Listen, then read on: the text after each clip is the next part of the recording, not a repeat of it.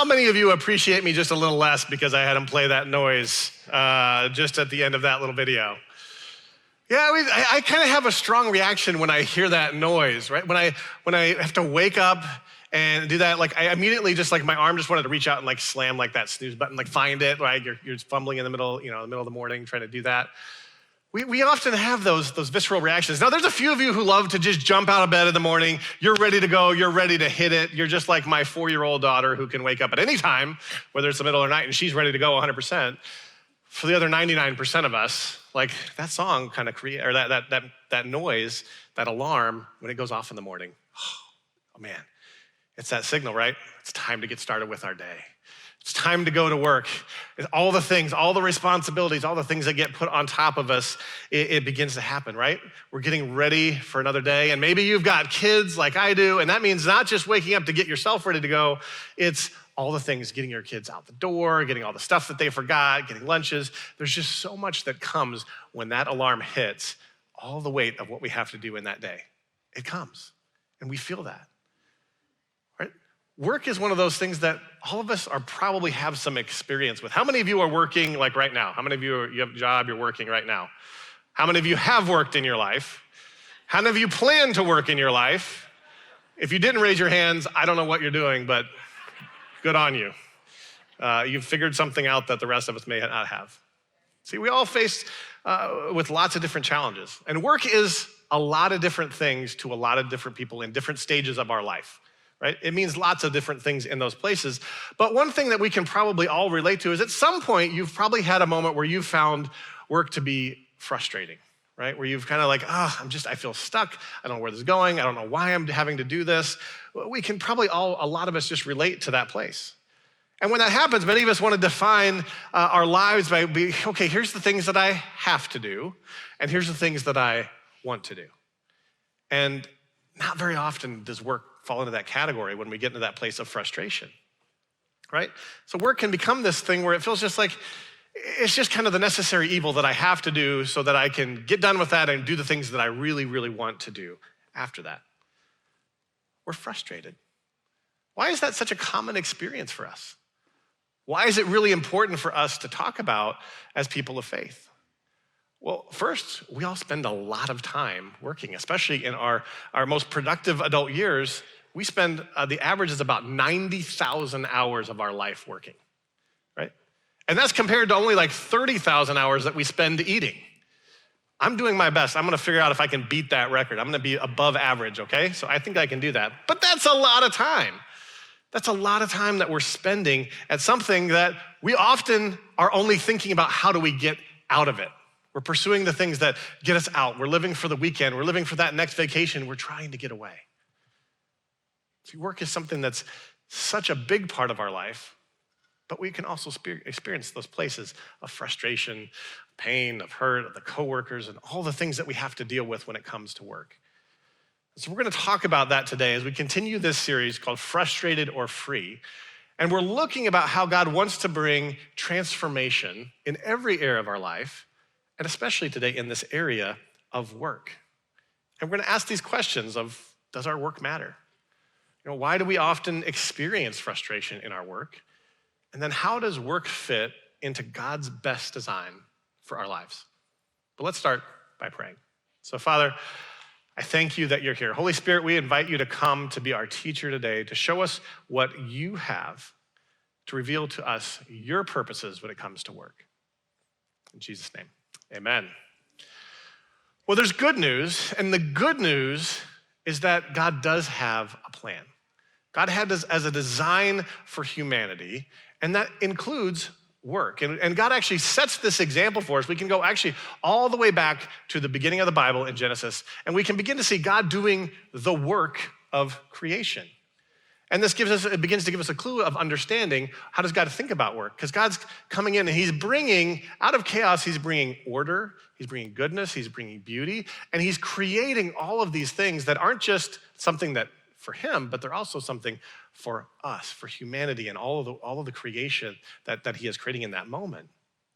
And then God begins to reveal to us what is our purpose right? He creates us first and he says we are made in his image to reflect who he is. And then he speaks to our design for our destiny, and that includes work. And in Genesis 2:15, this is what it says. It says, the Lord God placed the man in the Garden of Eden to tend and watch over it. And some translations actually say to work in the garden. So this is important. God is creating humanity with a purpose, with a design, and that includes this idea of work. And because we're to reflect who he is, our work should also include creating order and beauty and goodness in the world around us, and for more than just ourselves. We do those things. Our work is important because it's work that affects the people around us. It affects the world around us and has the opportunity to do this. But what went wrong? Well, as we continue to read in Genesis, what happens is we see that sin enters the picture. And sin, when it comes in, it breaks this image-bearing template that God designed for humanity. And in that, it also breaks these things in our world.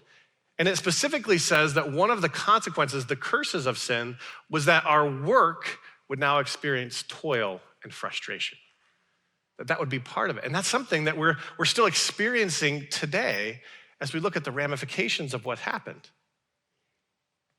But there's good news, even for this, because the good news of Jesus, the good news of the gospel of Jesus' life, his death, and his resurrection is that Jesus actually came to bring a solution to this problem. He came to restore our ability to image him, to fix that broken template in our lives so that we could again image God as we were designed to do. He also came to fix the curse that was placed upon the world, and that includes work. So Jesus takes that curse upon himself on the cross. And now our opportunity is to partner with Jesus to see that transformation begin to happen. So see that frustration that we often feel, to see the kingdom come in our workplace and in every area of our life, because we get to partner with him to see that curse broken in everything around us. See, God wants us to experience a transformation in how we actually view and think about our work. He wants us to be free from the frustration that was the curse that was placed upon work. Right? And it doesn't mean that the goal is that we'll never experience those things, but he wants us to change how we approach and tackle those things with him and with the power of the Holy Spirit. And we're going to read here in the New Testament, the Apostle Paul writes in Colossians, he begins to write and talk about how we are to approach work and how we think about it. And so we're going to read Colossians 3, verses 23 through 24. And I want you to hear how it's changing our perspective about work. It says this: work willingly at whatever you do, as though you were working for the Lord rather than for people. Remember that the Lord will give you an inheritance as your reward, and that the master you are serving is Christ.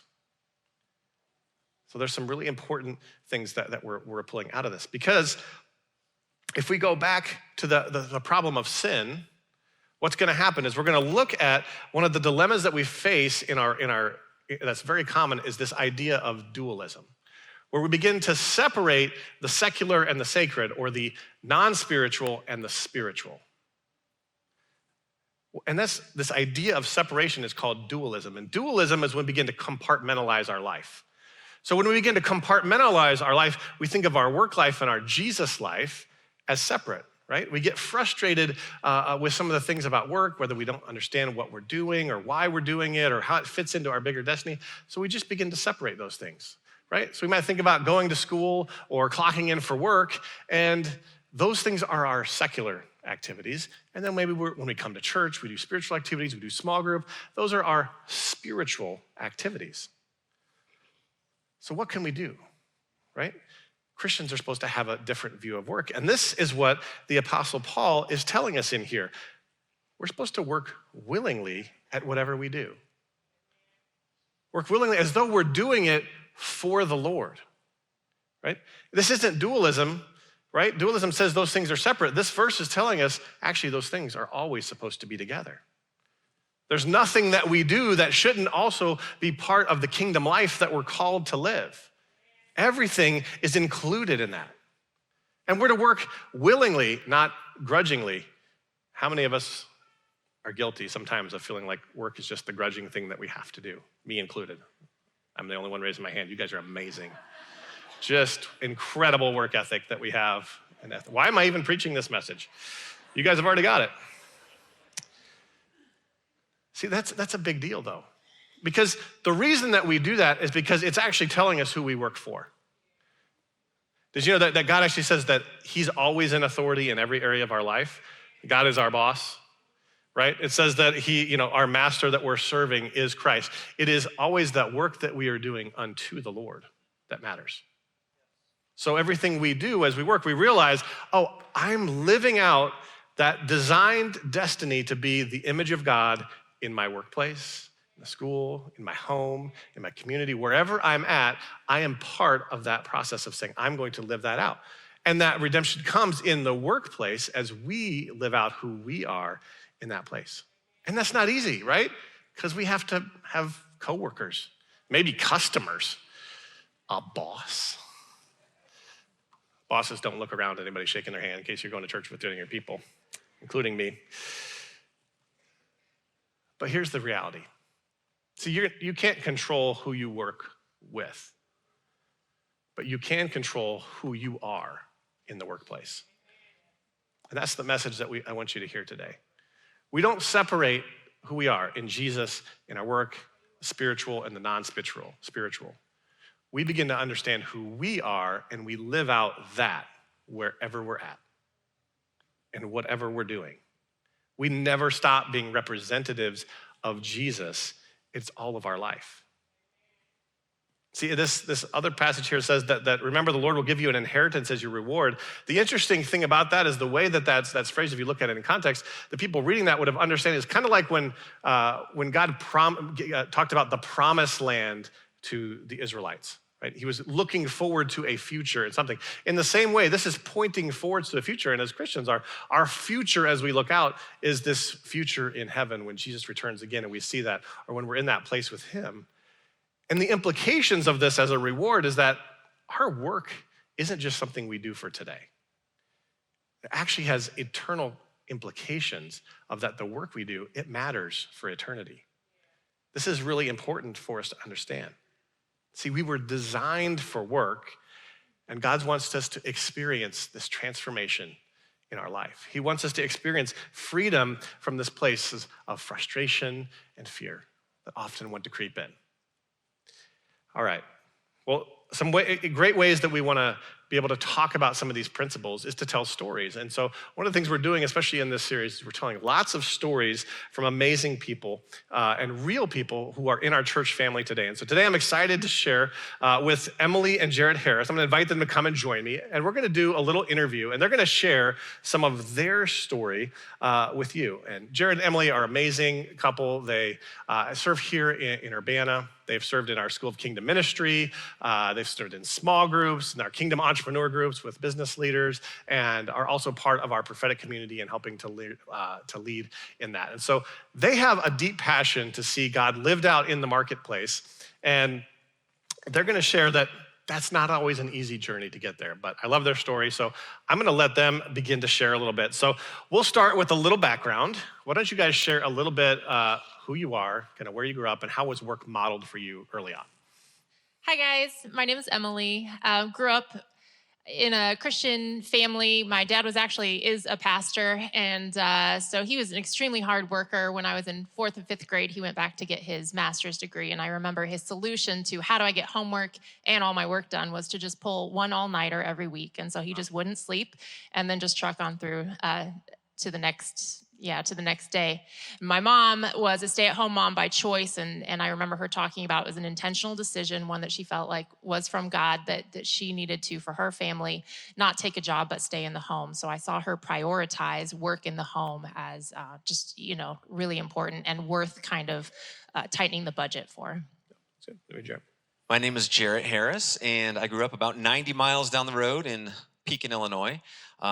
Caterpillar Incorporated still is, but was especially the big employer in town. And so my dad, as a child of the 50s and 60s there, his dream was to work at Caterpillar. So my dad worked at Caterpillar for 40 years until he retired several years ago. And it was his dream job. It's what he wanted to do. And I grew up with an older sister, 3 years older, and she always knew what she wanted to do. I never knew what I wanted to do. I'm still struggling with it, so we're making some progress. But work to me was always something that was kind of noble and necessary, I would say. So it was very, a strong work ethic instilled, but certainly me as a child, as a young man and older man, never knew what I wanted to do. Medium-aged man. Medium-aged man.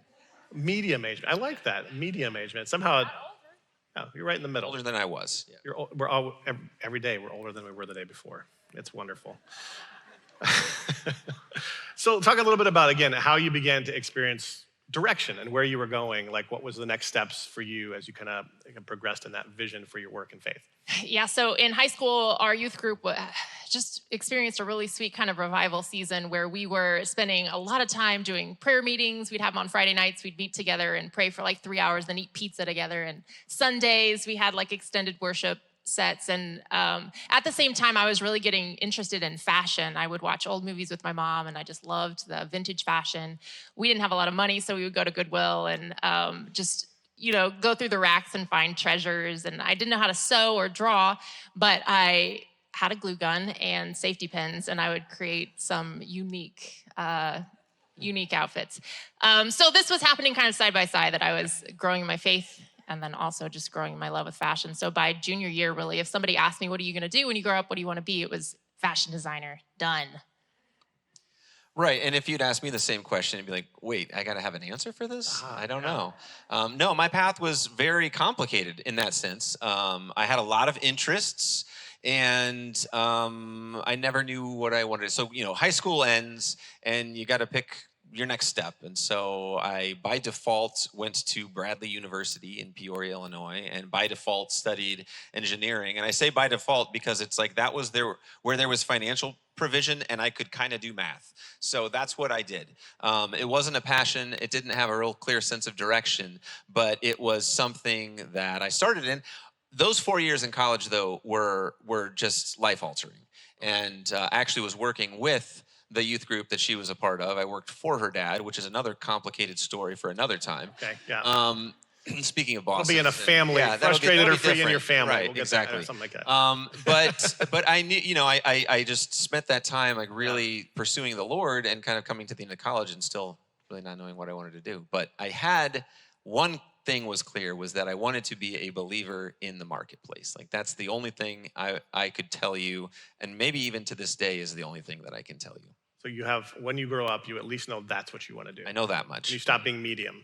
When I stopped being medium-aged. A little large or something like that. I'm not sure how that works. Okay, so that's your one vision. But in the meantime, you're saying, hey, I'm just going to follow what I can.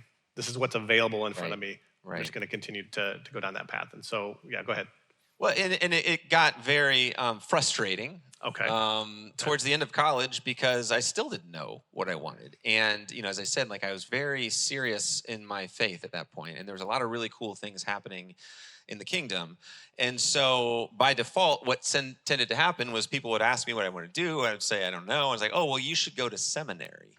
And I didn't like that. Like that was the one thing I knew I didn't want to do, and now you're telling me that's what I should do. But it struck me as just an odd assumption that if you are really pursuing Jesus, then what you need to do is to go to seminary and be a pastor.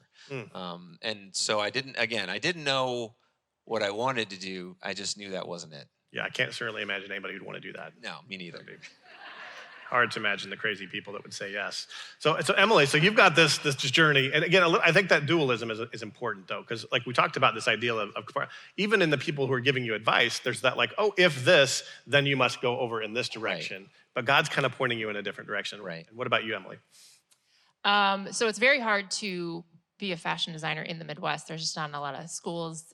Like I said, didn't have a ton of money, but after Jarrett and I got married, I had my associate's degree, and we found a state school with a fashion design program, which was Southern Illinois University. And so we moved to Marion, Illinois. It was a 3-year program, and I loved it so much. Learned how to sew, learned how to draft patterns, learned how to make clothes, and I felt like I was learning a language that I needed, and that previous to that, I couldn't express things that then I could. And my senior year, there was a design competition in Indianapolis, and I took four designs, and I won first place. And the prize was an internship in New York. So since junior year, I wanted to get to New York. That was kind of like, that was just in me. And so we sold our house and moved to New York for a 3-month unpaid internship. Okay. It's good decision making. Yeah. It was great. All right.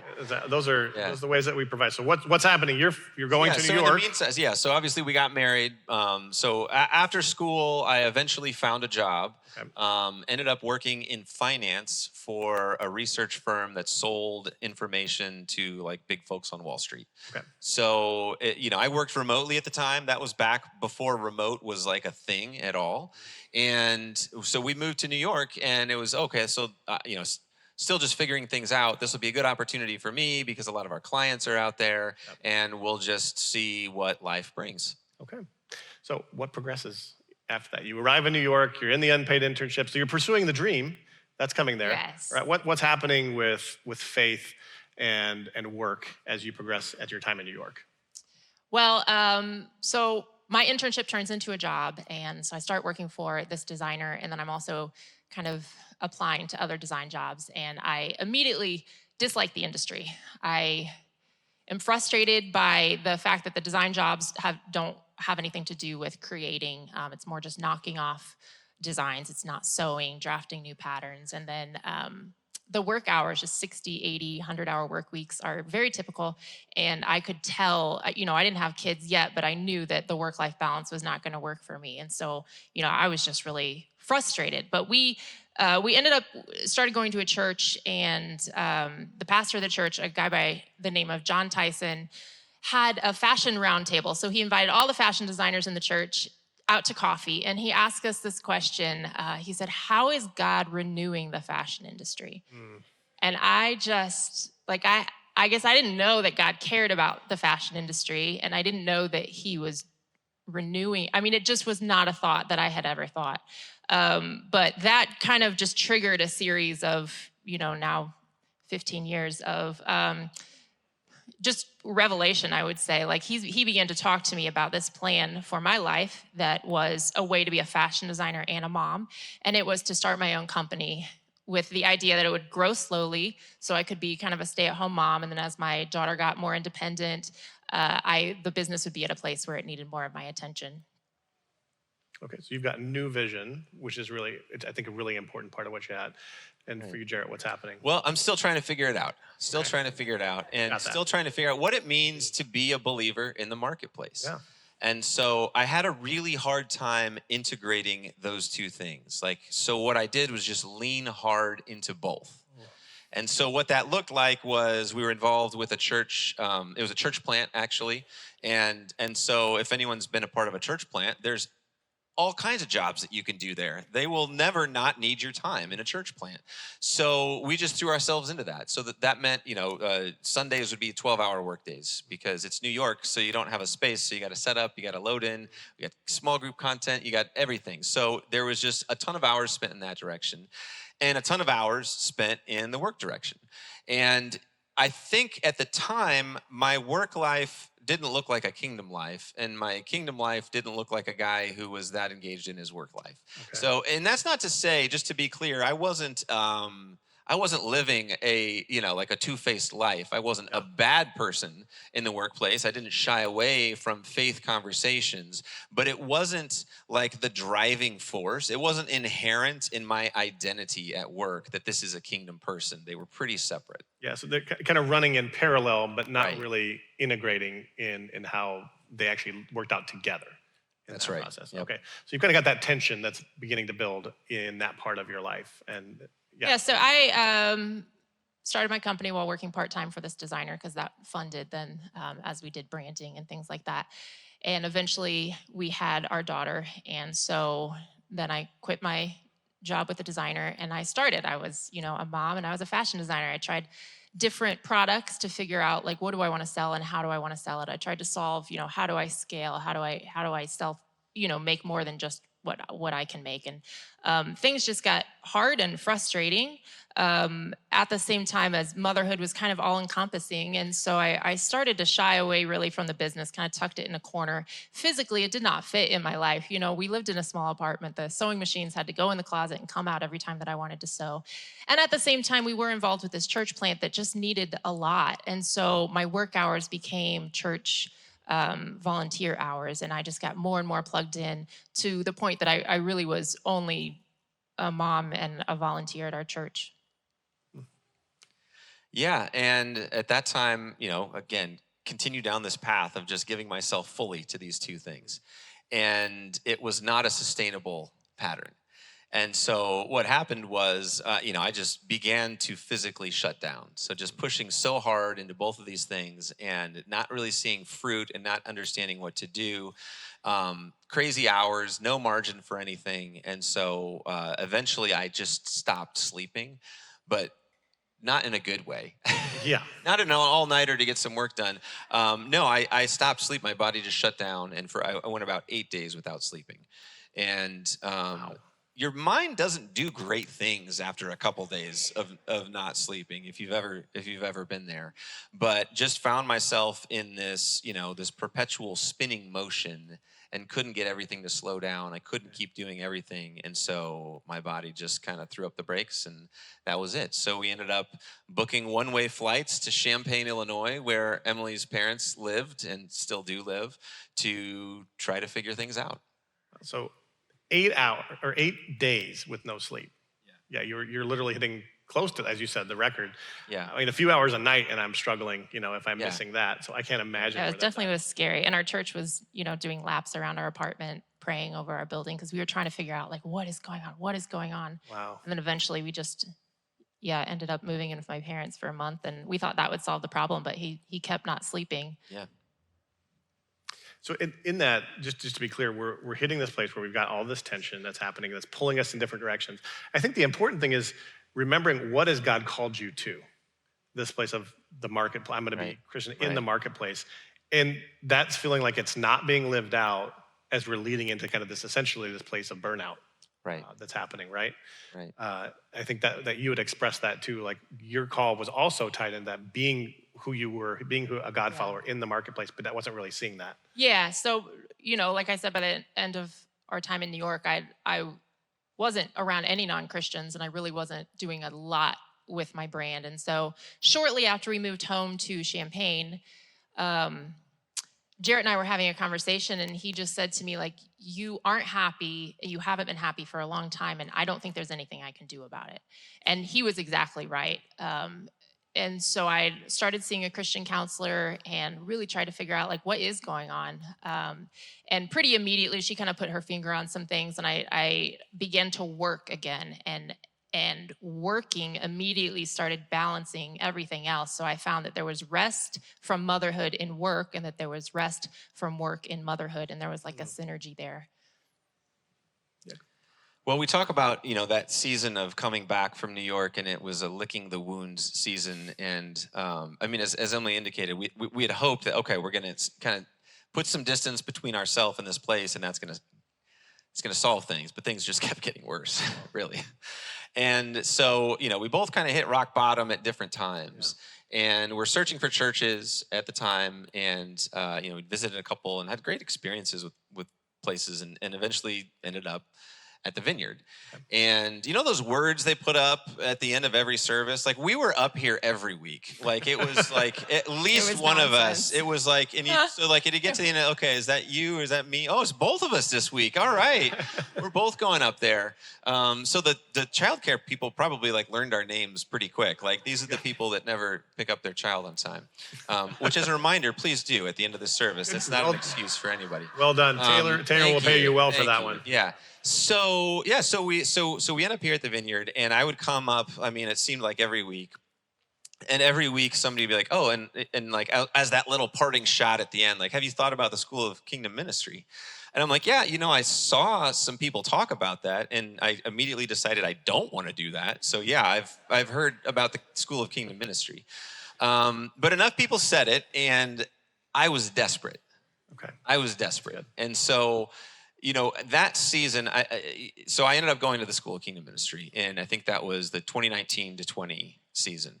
And as I tell it to people, like, that was not something that I did with the wind at my back.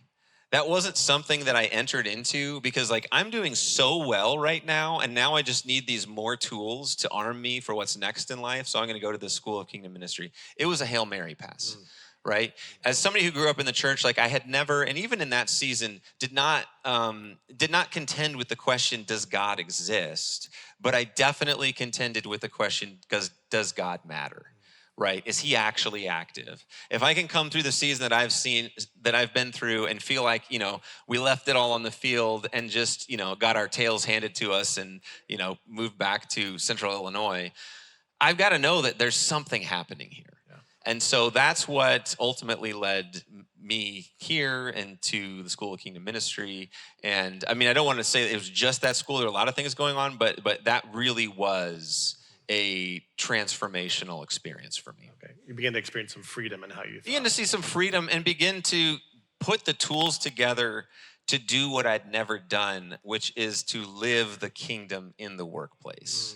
These are not two separate things. They are meant to be together. That, as you said, work is not a punishment, but it has been corrupted. So how do I bring the kingdom into my workplace? Really good. It almost like you're answering the question that was asked of Emily, like, what is God doing to bring renewal in the place where I work? Right. Which is really good. And so, right. Emily, what's God doing in you through this process? Yeah, so when we came back to Illinois and we go to church, all of a sudden I found I was getting my phone out and like making notes, and they were always about fashion. It was like as soon as I was in worship, I started getting like just these thoughts, and so I started writing them down. We came to the Vineyard then in 2018, and just so many amazing tools and trainings here, but Sachem being one of them. But through those, God was really like training me for my work. It was always like focused towards fashion. And so in 2018, when we started coming here, it coincided with me bringing a new product to my line, which is my main product now, which is an elastic waist skirt. And I just do different versions of these skirts because I believe women should be comfortable in their clothes, that the fashion industry does a really terrible job at making functional fashion that we can take care of, that we can feel empowered in. And so really my journey with the Vineyard and being here has kind of been coinciding like with my product to the point now that I have I've been working on like a global supply chain. So I don't know, most of the clothes that are made and sold in America are made by people that are living below the poverty line, that are not paid a fair wage for making our clothes, but I'm able to work in the fair trade sphere. So I'm designing fabrics and skirts that are then being manufactured in rural Bangladesh and India by women and men paid a fair wage, with childcare provided at their employment, with free lunch in a safe working environment. Awesome. So you've got this vision, again, that starts with what is God doing to renew the fashion industry. And I love how this fits in with like what God's design is for work, that he's not just giving you this vision for how you live in the fashion industry, but for all of those pieces together, right? Yeah. Sorry, go ahead. No, he's bringing change at scale to the fashion industry. And so to be a part of it, like I really had to, my mind needed to be renewed to understand that I'm like a small part in a huge thing that he's doing, which has been amazing to see. But when God is bringing his kingdom at scale, it's like we can misunderstand it sometimes because we don't understand how we are fitting into it. And sometimes it can be years, where you're not necessarily seeing the fruit of what you're hearing from God, but it's just not there physically. Yeah. I joke about not knowing what I want to do. But I do know now what it looks like to some degree. I've tasted what it is to live a kingdom life in the workplace. And I almost think that question, and maybe this is like a societal thing of that, what do you want to do? Like lock in understanding who you need to be is a question that God doesn't put as much weight on as we do. Because I would almost feel in this moment of my life that like, I don't know that God cares what I do. In some ways, that it's not this like combination, and if I get the right set of things, it's going to unlock something new. But it's this, are you experiencing me? Are you bringing an encounter of me to the people around you? Really and so, in the last several years, it's just totally rewired how I think about things, and, have had the opportunity to pray with people in the workplace. I've had the opportunity to counsel people. As we've been preparing for this series, my company has actually had a very difficult season. I've been laying people off in the last 2 weeks, not by my choice, but entering into these conversations and asking myself the question, how do I bring the kingdom to this moment right here? Like, I'm not smart enough to put the whole thing together, but what can I do in this moment that's going to express the love of Jesus, that's going to affirm someone in their identity beyond the fact that they don't have a job at this place anymore? And so I have, back to that point, I joke about not knowing what I want to do, but I don't think God's uncomfortable with that. Yeah, I think that's really important to capture, that it's less about what you do, but God's showing you who you are while you do it. Right. Yeah, that's really good. Yeah, he is so interested in us, so like we put so much emphasis on our works, we base our worth on our works, and he's like, it's about you, it's about your heart. But he can do both at the same time. He can bring change and renew an industry while also being deeply concerned with you. I love that. Thank you so much for sharing with us today. Would you guys give them a hand for sharing with what we're doing today?